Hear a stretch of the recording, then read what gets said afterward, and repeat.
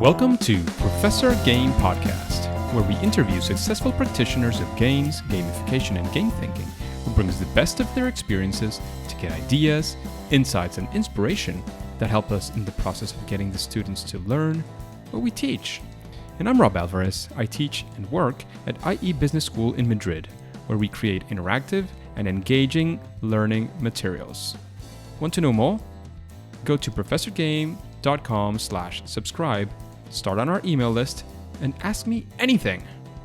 So hello, engagers. Today we have another special guest. Today we have Scott. But Scott, before we kick off, before we talk about your introduction and everything awesome, are you prepared to engage? Scott Crabtree is my name. Engagement is my game. Let's do this. Scott totally Crabtree. Cheesy, but I couldn't resist. Sorry. Fantastic, because you're the one who helps people apply science to thrive at work. Because after earning a degree in cognitive science from Vassar? How's that pronounced? Vassar. So yeah. Vassar College, he went on to lead the design and development of video games and other software, and he discovered the science of thriving, which is positive psychology and other brain sciences, in 2003 and became immediately passionate as a student and a teacher of such a research. He resigned his senior leadership position in Intel in 2011 to found Happy Brain Science, and he has had clients like DreamWorks, Nike, Kaiser-Permanente, Boeing, Intel, Hewlett-Packard, Blizzard Entertainment, and NBC. And of course, he continues to use his game design development background to, of course, gamify all of his keynotes and workshops. And he's also produced the successful serious card game, Choose Happiness at Work.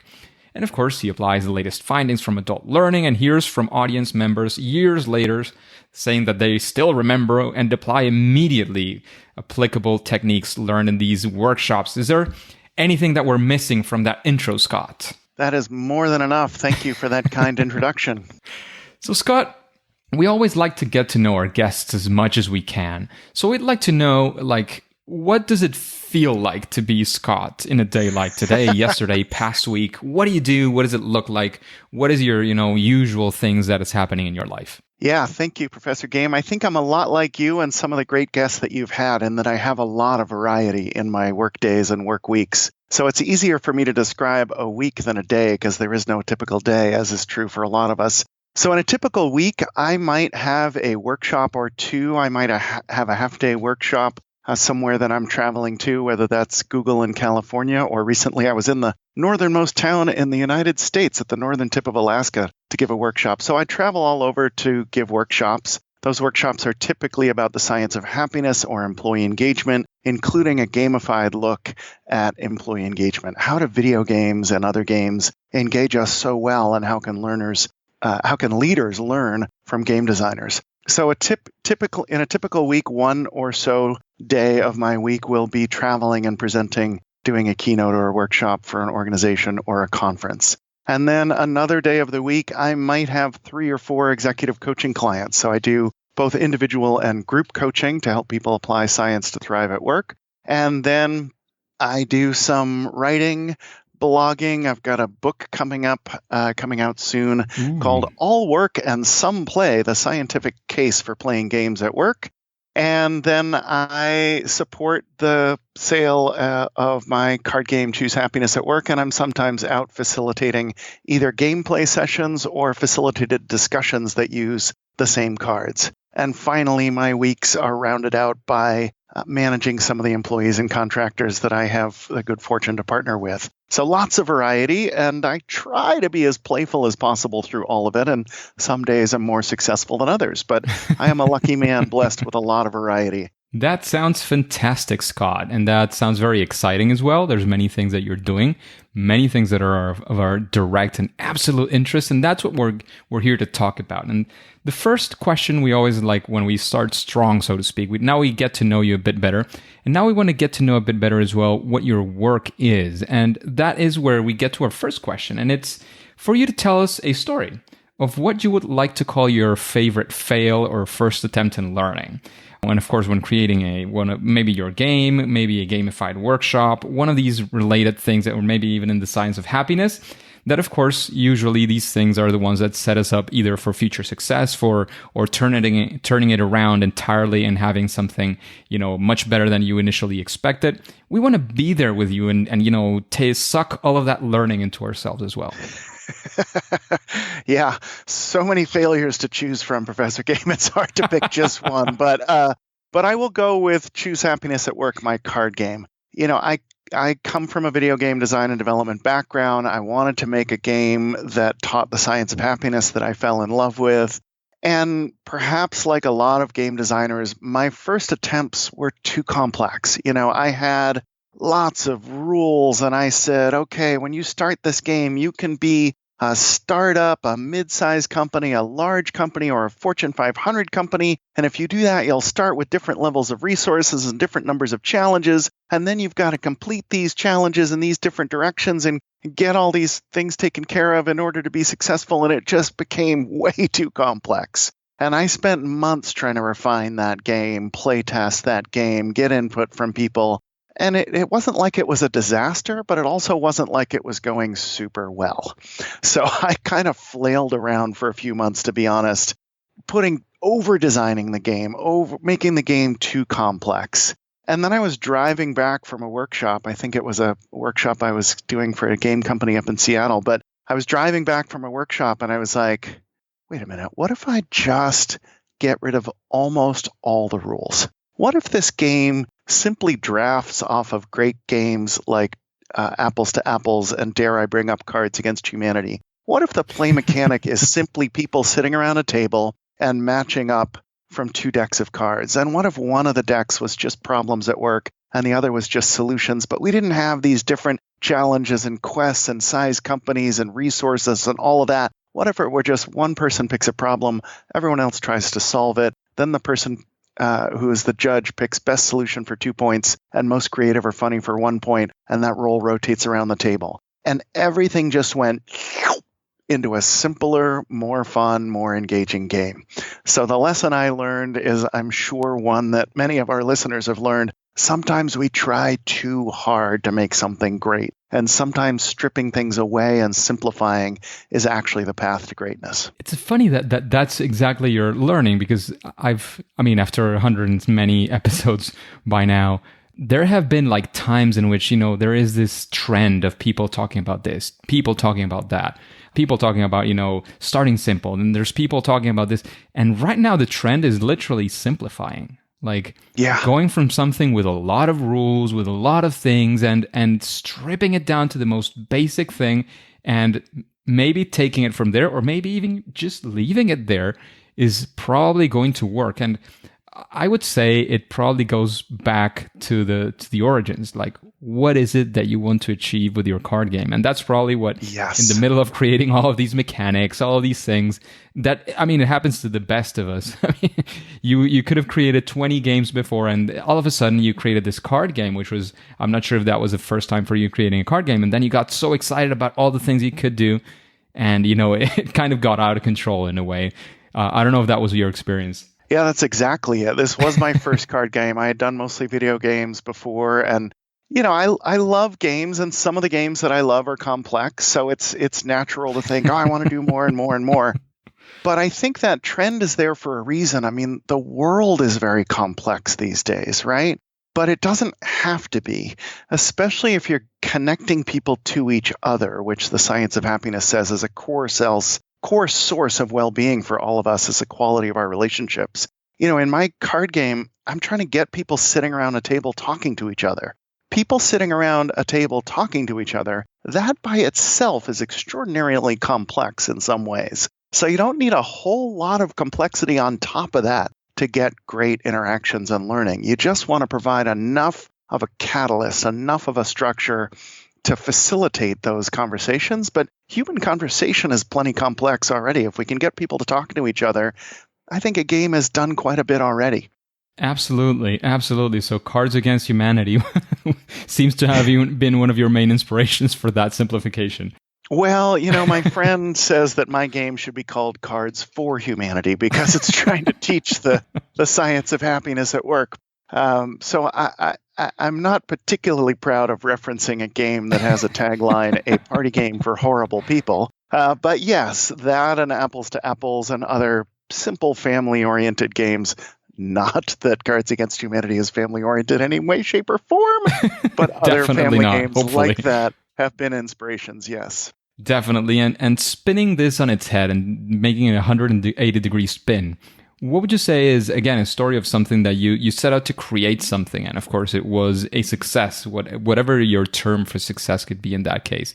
Once again, we want to live that story with you like we did this time, and we want to be there and understand what would you assign, what the key success factors could have been in such a development. Well, it's interesting because, again, the theme here is simplicity. So I wanted to bring more of my game background and gamification into my speaking work. So I started off speaking about the science of happiness because I fell in love with it. I didn't know that there was a science of happiness until I read Sonia Lyubomirsky's great book, The How of Happiness. She's a University of California professor, and her book introduced me to the fact that there was a science of happiness. And so I started speaking about this, and to my surprise, it turned into a new career where I was quitting Intel and founding Happy Brain Science. So after a year or two went by, I was like, I need to bring games and gamification into this. This is who I am. I've been a game designer and player and lover of games and gamification most of my life. And so I started looking at various frameworks out there and gamification approaches out there. And look, there are lots of wonderful approaches. You've had multiple guests on your show who have wonderful frameworks. For me, the success really came when, again, I simplified the approach based on a book that I love called Glued to Games by Rigby and Ryan. Glued to Games, as you may know, takes a self-determination theory look at games and motivation. So essentially that framework, oversimplified for the sake of time, says that we human beings have core intrinsic needs that we are highly motivated to satisfy it at pretty much any time. And those needs are autonomy, relatedness, and mastery. So this was popularized in Daniel Pink's book, Drive. He turned relatedness into purpose, but similar roots of self-determination theory. So I was looking again at various complex frameworks, complex ways of approaching gamification, but most of my audiences and clients, they're not game developers, right? So if I come at them with a complex framework and lots of things you can do with points and badges and levels and leaderboards and all this stuff, they very quickly get overwhelmed. I'm not saying any of that is wrong, but for my world, for my clients, for my audiences, and for myself, I wanted to boil it down to its core as much as possible. So I loved the autonomy, relatedness, and mastery framework in Glued to Games, self-determination theory. And while they don't value it much, I think surprise is a big element of games. You know, the neuroscience is clear. When our expectations are exceeded, very loosely speaking for the sake of time, our brains flood with dopamine and say, whatever this was, let's do this again. So that autonomy, relatedness, mastery plus surprise equals ARMS. And so I developed a session that was my first game in a speaking session. So the speaking session teaches about gamification, and the session is a game. I give out points. Those points are good for prizes at the end of the session. And that has just been enormously fun, satisfying work to bring my speaking and employee engagement work together with my game background into a gamified session. Super fun for me to give, and the feedback has been wonderful from that. That sounds fantastic because, I mean, you're integrating many of these principles that you've been mentioning and many of the things that you've been talking about. It's not just about talking the talk, but also about walking the talk. And there you did exactly that. I mean, you were talking about your experience, your life before, getting into the Happy Brain Science and realizing that you're also a game creator and getting back to those roots and doing these things. And what would you say there's something there that you would say like, oh, thank God I did this because that's what, I mean, maybe not a single thing, of course, because there's usually a bunch of things that we do to get to wherever we are. But what would be something that you feel was very well weighted in that sense for the success? Great question. The first thing that comes to mind for me, Professor Game, are these little foam brains that I got. So when you go to a trade show, everybody's got swag, everyone's got little giveaways, right? And they're usually, they vary in quality and desirability. Let's just put it that way. So, we were going to go to some trade shows, and we found these foam brains that are roughly the size of a small orange, and they look a little bit like a small orange because that's our brand color, but they're a brain, and they just say Happy Brain Science and subdue stress and choose happiness at our site, happybrainscience.com. The point I'm getting to is that I decided to give away points in the workshop by giving away these foam brains. So what happens is I tell people when they've earned a point, and then I pick up one of these foam brains, and I'm tossing it around the room. Throwing things around a room that can't hurt people. I have spilled people's beverages, full disclosure, but it's almost impossible for me to hurt someone because it's basically a foam stress ball. So when I get a great answer or question from someone and I'm like, that's a great point for you, I throw them a brain. There's something about throwing essentially balls around a room that just lightens up a room and gets everyone into the right spirit. So I can tell them, hey, we're going to play a game. You can track your points. Those points can help you get prizes at the end. All of that helps people loosen up and feel like it's a game. But to me, nothing helps as much as throwing things around the room. So throwing foam brains as points around the room immediately just brings a physical element. Invariably, I have a bad throw, it hits somebody in the arm, or somebody goes to catch it, it bounces off their hand and hits their neighbor in the head. And it's funny and light and brings some energy in the way that points are awarded in that session. It sounds fantastic. So throwing brains around in a conference would be your best practice in this case. As long as we clarify that they're foam brains, yes, I will own that. For sure. So Scott, what would you say? I mean, we've heard about these two successes that you've had, because in the end, even the failure ended up being a massive success, which is exactly what we were looking for. When you're creating these experiences, do you have some sort of mental process? Do you have some sort of framework?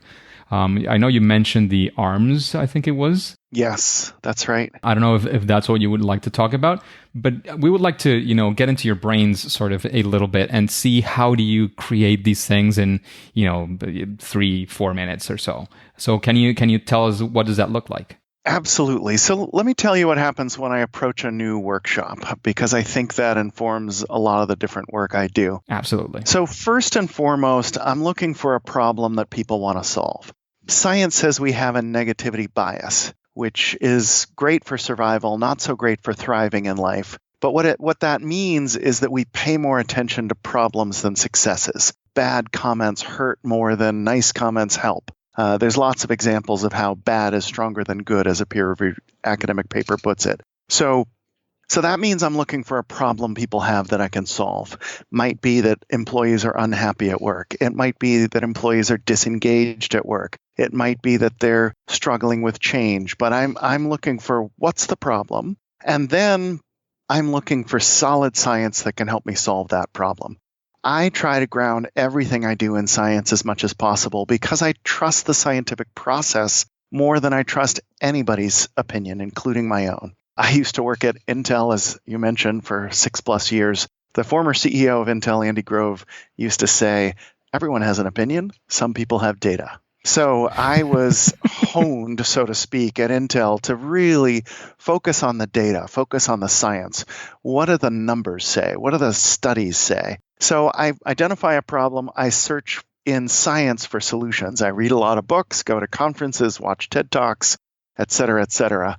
And that science is wonderful, but typically the average scientist is not the best speaker or communicator. They're unbelievably smart, orders of magnitude smarter than I will ever be, but they produce stuff that is inaccessible for too many people. So I try to take all that science and distill it down into forms that people can immediately apply. Whenever I'm talking with clients, I say, what do you want? My most important question for clients is always, after we're done working together, what do you want people to think, feel, or do differently?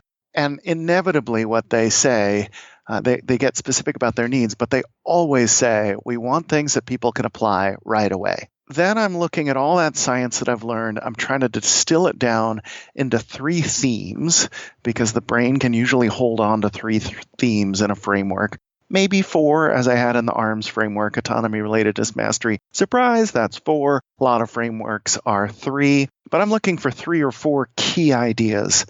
Most of us try to teach too much at once, so I try to distill it down. If I could only tell you 3 or 4 things, what would the most important things be? And I organize a workshop or a session around those 3 or 4 points. And then, as you and your listeners know better than the average person, we don't learn very well by just listening to some person talk, right? So I try to think, okay, I want to teach them these 3 or 4 things. What do they need to do to learn those things? Is it playing this game? Is it doing this exercise? Is it collaborating with table mates to produce a poster? What action are they going to take in this session to learn one of those 3 points? And then what do I need to teach them so they're ready to take that action? So I kind of work backwards in a way. Once I'm in the heart of the session, I work backwards from what activities do I want them to do? Then what do they need to know before they're ready to do that activity? And that process essentially produces a session that has an introduction of problem, source of solution, which is science, overview of what that science says, explore that science in 3 themes with lots of interaction and hopefully playfulness, and then wrap it up with summary, action planning, and commitments to follow through. That makes a lot of sense. So thank you very much for that framework, Scott. My pleasure. Thank you. Just a quick break before we continue. Are you enjoying this podcast? If you're listening through a podcasting app, please subscribe and rate us on the app. This will be of great help to reach more engagers so we can change the world together through gamification. So Scott, we would also like to know, I kind of think there's a theme here, and maybe I can kind of predict what you might say here, but of course I would like to know what you think is, and I would like to know if you have some sort of, I used to call it best practice, and it sometimes is well interpreted, but you can also think of it not as a silver bullet, but the nearest thing, so to speak. Like something that if you think about this or strategize in this or that way, probably most gamification or, game-based projects or any of these sorts of things might benefit from at least. So what can most gamification projects benefit from? Like, I don't know, it could be, if you think about throwing the stone into the water, it usually, it's going to produce these waves. So if you want to produce waves, throwing stone into the water would be a best practice. That kind of general, very general idea. Yeah, to me, it's more than anything else, it's about feedback and iteration. So couple of inspirations here. One is a wonderful quote, and I have to apologize to whoever came up with this quote because I'm not remembering the person who first said this, but the quote is, writing a novel is like driving at night. You can only see as far as your headlights, but you can make the whole trip that way. I think that's very applicable to making a game or a gamified workshop or gamifying a learning initiative. So many of us get overwhelmed and we get lost in our own heads and we don't take action. We start overthinking things. To an extent, that's what I did when I first approached Choose Happiness at Work. I was overthinking it and not just taking action and then getting feedback. So we need to take steps and not just theorize in our own heads. And then after every step, if possible, we want to get feedback. So if I'm not careful, the mistake I make is I start to fall in love with my own ideas or game or whatever, and I start to think about it and work on it too much on my own. And most game developers know this. You've got to do user testing and lots of it to figure out what's actually working and what's not working as well as you think. So there's a great inspiration for me, which is a Harvard Business Review article, How to Stay Stuck in the Wrong Career. The author says when we want to make a major change in our career, what we tend to do is we try to come up with the perfect plan and then execute that plan.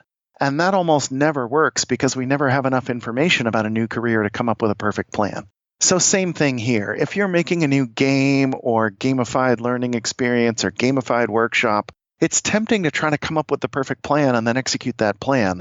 But unless you're doing something frankly boring, like a minor iteration on a previous work, you're not going to create great things without taking some big new risks. And if you're taking some big new risks, you're going to need a lot of feedback on what's working and not working. So that's a long-winded way of saying, don't get lost in your head. Take some action. Even if you can only see the next step, take the next step and then test it and get feedback. And that iterative process ultimately helps you produce great interactive gamified learning experiences. So the god of internet says that quote is by E.L. Doctorow or something like that. Yes, thank you. How to That's pronounce right. it. And there is the Martin Luther King quote, which is very similar. And it says that you don't have to see the full, staircase to take the next step. Oh, I haven't heard that one. Excellent. Yeah, great. Thank you for reinforcing and extending my quotes that inspire me not to get into analysis paralysis. Absolutely, that makes a lot of sense, and I think we've talked about this before. I mentioned that it once was a trend as well among guests about starting simple and starting small. I think starting small means taking that first step and doing something Absolutely. and testing something. So that makes huge amount of sense. And the next question I would like to ask Mr. Scott Crabtree is, who would you like to, of course, after, listening to the questions, I know you've heard a couple of interviews before as well. Is there anybody that comes to your mind, somebody that you would like to listen to, answering these questions in Professor Game? You've had some amazing guests already. So you've had some of my heroes already. Jesse Schell's at the top of my list. I was delighted to listen to that episode. I don't believe, unless I missed it, that you've had a gamification expert that I really adore. His name is Tyagi. That's spelled Thiagi. And he mercifully encourages us to use Tyagi because his full name is a very long Indian name that is very hard for me and others to remember. I'm embarrassed that that's true, but it is true. So Tyagi takes, his theme is improving performance playfully. So he and I are focused on similar things. How can we help organizations get the best from their brains through a playful approach? What games can we bring to organizations that can connect people and break down some of the silos and build better teamwork and help people learn about each other and how to be successful through a playful approach? So Tyagi is great, puts out great newsletter with lots of cool exercises you can use in workshops and other gamified approaches to learning. I highly recommend his work and would love to hear you and him have a great conversation with each other. We hopefully will. In that same sense of recommendations, you've spoken already about a couple of books. But what would you say is a book that you would recommend to an audience like this one, like The Engagers? And of course, why would you recommend that book? Well, I have already talked about it, but really I can't say enough about Glued to Games by Rigby and Ryan. So there's a bit of a quick funny story behind this. I was, as you mentioned, I've been blessed with having Activision and Blizzard, both halves of that company, as repeat clients. So I was at Blizzard and giving a session about employee engagement, and a guy came up to me during a break and said, "Oh, you've got to read this book, Glued to Games." This was fairly early on in Happy Brain Science, so around 2012, I believe. And I said, "Oh, thanks very much." But in my head, I was like, well, I'm really all about employee engagement and science of happiness and thriving at work now. So I'm going to take this Glued to Games book and put it down low on my reading list. And then I read roughly 1 gazillion books on employee happiness and engagement and was like, okay, if I read one more of those books right now, I might want to poke my eyes out. So what else can I read? And I scanned down my list and I'm like, oh yeah, this book recommendation has been sitting here for years, Glued to Games. Maybe it's time I finally read that. And I read it and my two worlds just went and combined into each other because a book that I thought was just about games turned out to be referencing so much of the self-determination theory that is at the heart of employee engagement and satisfaction at work. So, we human beings bring the same intrinsic needs. We need autonomy. We need relatedness. We need mastery, or as it's called in the original research, competence. And so for me, this world about what motivates us and what engages us combined from the corporate workshop side and the game and gamified side, it all combined when I read that book. So I absolutely adore Glued to Games by Rigby and Ryan. Again, it's looking at the deepest level. So you're not going to hear about points and bonuses and leaderboards. All that stuff is good and useful, and there are lots of great gamification frameworks that use that. But this is about, at the core, what's happening inside the player's brain that wants to keep them engaged. Love that book and love teaching people about it through workshops and any other way I can, really. Fantastic. And in that same sense now of recommendations, this is one of the questions that most guests say is the most difficult one. And it's about, what would you say is your favorite game? Oh boy, it is such a hard question because there are so many great ones. Do you allow cheating? Can I mention 3 or is that too many? You can try. Let's see. I'll go. Two of them are well-known games, and they're just going to make me look cliche. But I'll just quickly mention StarCraft, and in particular StarCraft 2. I'm a real-time strategy player on video games. I absolutely adore that game. I know it's been around for many years, but I think it's a great, great game. Similar classic game for board games, Settlers of Catan, just super fun, great interactions among players. I'm assuming everyone knows about both those games. Maybe fewer people know about a game called Mini Metro, which is a really fun game where you are laying out subways and trying to get passengers where they need to go. That game happens to have been made by friends of mine who I worked with when I worked at a video game company in New Zealand for a year. But I'm not recommending it because the makers are friends of mine. I'm recommending it because it's a wonderful game, and it's a different game. It's a game that feels different as you play it. There's very little flash. There's very little points and that overt high stimulation that comes in a lot of games. It's almost more of a Zen type game. It's very good at getting you in flow, which I think all games do if they do it well. So I'm cheating and giving you 3, 2 very well-known and 1 maybe not quite as well-known games. I adore all of those games. Absolutely, absolutely. And talking about games and gamification and all these topics, what would you say is your superpower when using games or creating gamification? I think of, I don't want to claim to have any superpowers, but I appreciate the very positive question. I do think if I have a gift in this world that I was meant to share with the world, it is an ability to understand science and understand the real business world and understand how to get that real business world to learn that real peer-reviewed science through a fun, playful, gamified approach. I really, as I think more and more about who I am and what am I here to do and what can I do, maybe not better, but differently than anyone else with a unique approach. I think, I'm a big, giant nerd. I love the science. I love games. And I love using games to help people understand this amazing science of the brain and how we can really thrive at work. Fantastic. That is a fantastic answer, a fantastic power as well, because we do need to build more bridges between science, application in the business, and of course, definitely in the middle we have games. Absolutely. Exactly, Professor Game. Well put. So, Scott, we're arriving to the end, but before we let you go, we would like to know if you have any final piece of advice. Then, of course, let us know where we can find you in the world of the internet. Any plug you wanna put us there as well. This is the right place to put it. And of course, then we'll say it's game over. Thank you so much. Well, I will make a couple of offers to your listeners, if that's okay. One is my card game, Choose Happiness at Work, is quite expensive compared to your average card game.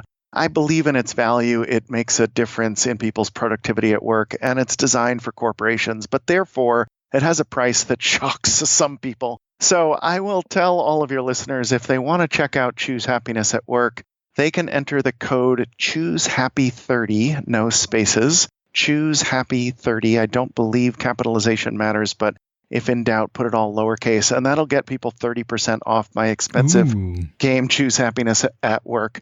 I also briefly mentioned a book that I have coming out soon, All Work and Some Play, The Scientific Case for Playing Games at Work.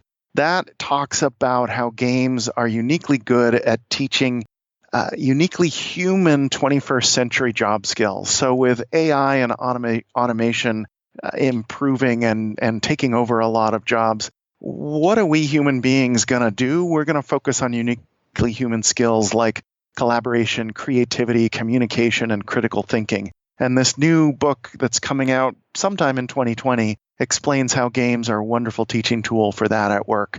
The book is not out yet, but if people want to know when it comes out, give us feedback on early drafts, a couple of things. You can contact me through my site, happybrainscience.com, and get on our mailing list that way, and we'll be sure to let you know when that book comes out if people are interested in reading it. And, more than anything else, I just want to encourage everyone to keep playing, and if possible, lighten up a bit. I think, I'm preaching what I need here, but I'm not trying to get political at all with you, Professor Game, but at least in my country, and I think largely around the world, there's a lot of discord, there's a lot of anger, there's a lot of divisions in the world. And I think we need to come together as a species and we need to lighten up. And games are a great way of bringing us together and getting us to lighten up. And yes, there are a lot of problems in the world, but there are also a lot of fun, great people who want to connect with each other despite any political or other differences. So let's play. Let's get together and play. And maybe we can just heal the world through play. Let's do this. Let's go. So thank you very much, Scott. I know your time is super valuable, just like most of our guests, but I know investing this time in the Engagers is hopefully going to bring some great stuff to you as well, because your message will hopefully reach even further now. Thank you so much for having me, Professor Game. You are a wonderful force for gamification and using games for good in the world, and I'm honored to spend some time with you and your listeners. Thank you. Thank you very much. So thanks again, Mr. Scott. But for now, and for today at least, it is time to say that it's game over. Hey, Engagers, thank you for listening to Professor Game Podcast, especially for getting to the end if you're listening to this. And I would like to know if you want to know more, to have more interviews with incredible guests like Scott Crabtree. Then go to professorgame.com/subscribe and get started into our email list. That way we will be in contact and you will be the first to know of any opportunities that Professor Game might have for you.